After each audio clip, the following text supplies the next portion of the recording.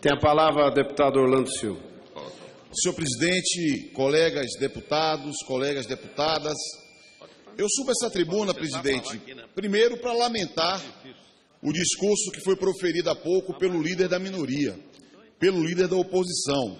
Felizmente, o Brasil não embarcará na aventura golpista que alguns poucos da oposição que se recusam a reconhecer os resultados das urnas insistem em sustentar.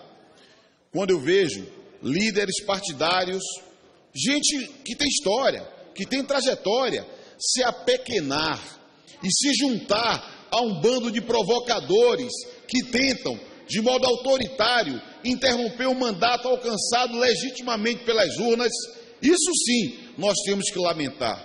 Infelizmente, a oposição no Brasil insiste em ter uma atitude que já assistimos em outros países da América Latina. Por aqui, estimulado muitas vezes por interesses externos aos países e externos ao Brasil, nós percebemos movimentos de sentido desestabilizadores. Por isso eu creio que a oposição deveria refletir sobre a atitude mesquinha, pequena, de se juntar a esses provocadores que, longe de debater os reais problemas brasileiros, vivem de provocar e atacar a presidenta da República. Qual deveria ser o foco de debate dessa casa? Qual deveria ser o foco de debate do nosso país? Eu considero que o foco, o verdadeiro desafio que o nosso país deve enfrentar é a retomada do crescimento econômico.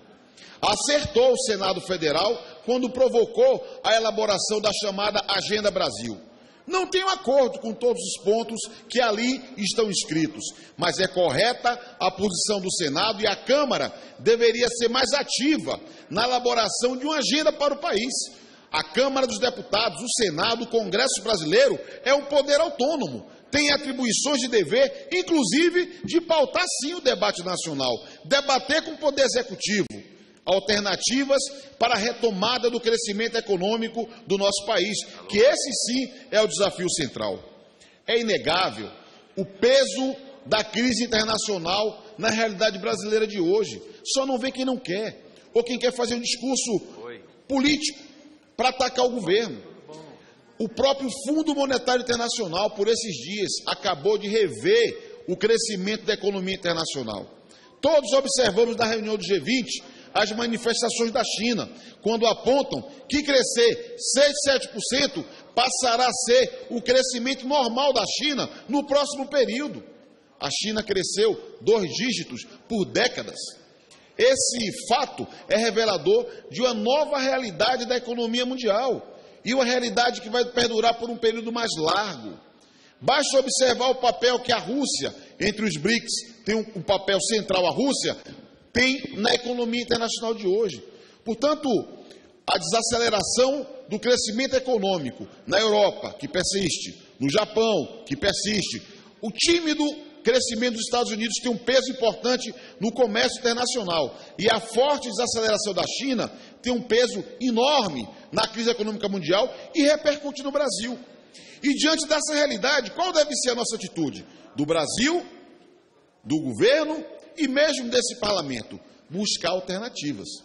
Sou daqueles que defende que o enfrentamento das dificuldades fiscais que nós temos no país hoje deve ser combatido elevando a receita, porque não tem mágica. Ou se corta a despesa ou se eleva a receita. É necessário mais eficiência na arrecadação e é necessário sim termos coragem de debater incrementos para a receita da União, ainda que seja por medidas temporárias, mas é só elevando a receita, tendo mais capacidade de investimento, que nós vamos enfrentar, sem reforçar a recessão, sem reforçar a desaceleração do crescimento da economia brasileira, vamos enfrentar garantindo a manutenção do emprego, a ampliação mesmo do nível de emprego do Brasil, elevando o consumo. A economia mundial já mostrou quais são os caminhos para enfrentar o quadro de recessão, e o governo tem papel, e o investimento público tem papel para garantir o crescimento econômico no nível necessário do Brasil. E digo mais, as medidas devem refletir um pacto do Brasil pelo crescimento econômico.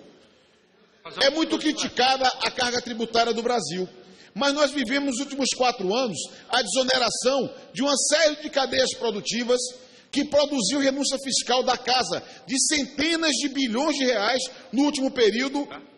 E eu percebo que houve um crescimento muito pequeno do investimento.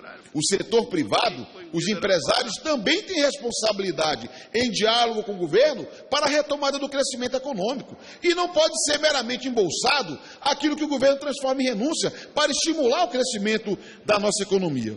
Por isso eu considero que é necessário que nós ajustemos os termos que o governo realiza os gastos públicos, ao mesmo tempo nós ampliemos as fontes de receita para garantir o nível adequado de investimento público como medida-chave para a retomada do crescimento econômico. E isso deve vir associado a um pacto com o setor privado, que mobilize as energias do setor privado no sentido de termos uma economia mais pujante. Esse é o tema central do Brasil, não uma aventura golpista, movimentos como que vimos hoje aqui, que apequenam as lideranças da oposição, se acompliciando com golpistas de momento, com provocadores de momento e que questionam a legitimidade que foi conquistada nas urnas. Eu insisto, colegas deputados, colegas deputadas, a medida da legitimidade de um governo no regime democrático está nas urnas, no voto. O governo não é eleito por pesquisa de opinião, por sondagem eleitoral. Não é popularidade de governo que define se ele pode seguir ou não.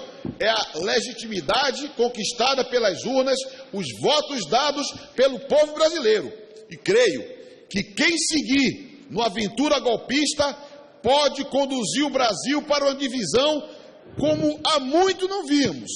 A oposição tem que ter responsabilidade, defender medidas autoritárias, procurar quebrar a nossa ordem institucional, violando a vontade popular expressa no voto, pode levar o nosso país a uma séria divisão, a sérias tensões sociais, a sérias tensões políticas, que pode produzir o agravamento da crise, por um lado, e ferir a democracia, frágil democracia que nós construímos com muita luta. Aliás, vivemos hoje o mais longo período de vida democrática do Brasil. Completamos apenas 30 anos no ano de 2015. E a oposição tem que saber que com democracia não se brinca. Não se brinca. E devem abandonar qualquer tipo de aventura golpista. Muito obrigado, senhor presidente.